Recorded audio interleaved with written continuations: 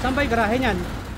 Binuntutan sa kapinatabi ng PNP HPG at ng Baguio City Police ang pampasaherong jeep na ito sa isang bahagi ng Aurora Boulevard, Quezon City.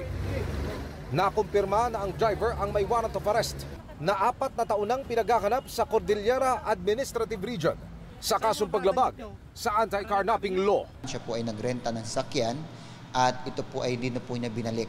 Patuloy namin siyang sinusubok na makuna ng panig. Sa Novaliches, hinuli ng mga operatiba ng Task Force Limbas ng PNP HPG ang lalaking ito na wanted din sa kasong carnapping. Sa impormasyon din po nakuha po ng inyong PNP HPG, siya po ay nakadali na ng hindi baba sa 20 sasakyan. Ngayon, tumutulong po ang inyong PNP HPG para tukuyin at alamin ang lokasyon ng mga sasakyan pong kanyang nakuha. Ayon sa HPG, isa ang passenger van ni Teacher Camille, di niya tunay na pangalan, sa mga nirentangay ng suspect. Nakita po namin na yung aming van ay nasa Tacloban na.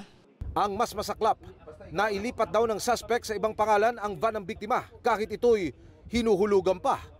Dugot pawis daw nilang mag-asawa ang pinangpundar nila ng sasakyan na gagawin sana nilang pang-sideline. Nananawagan po ako sa LTO. Sana po ma-stop na po yun to kasi hanggang ngayon hindi po namin ma-pull out yung unit namin kasi pinapakita po sa amin na legally transferred po yung van. Yung ginawa ho sa amin na ganito sobra aksaya oras, panahon, pera, tsaka yung threat na kami po ay paulit-ulit binabalikan ng financing dahil hindi ho namin mabayaran yung sasakyan na wala naman sa amin.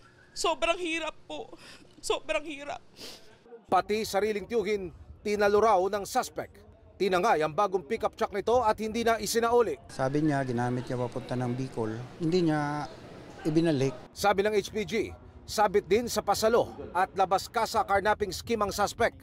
Nakakapaglabas daw ito ng brand new na mga sasakyan gamit ang peking identification at bank documents. Bank financing po natin or yung mga dealers na nag-re-release nito po mga sasakyan or motorsiklo. Pangalawa po dyan, unang-una yung mga kababayan po nating magagamit naman din yung kanilang identification or yung mga nagpapagamit dito po sa mga gantong grupo. Dati po is legit naman po akong buy and sell. So may mga pumasok lang po sa akin ng mga transaksyon na in-expect ko po na okay. Bandang huli po nung na-deal ko na illegal pala yung mga transaksyon.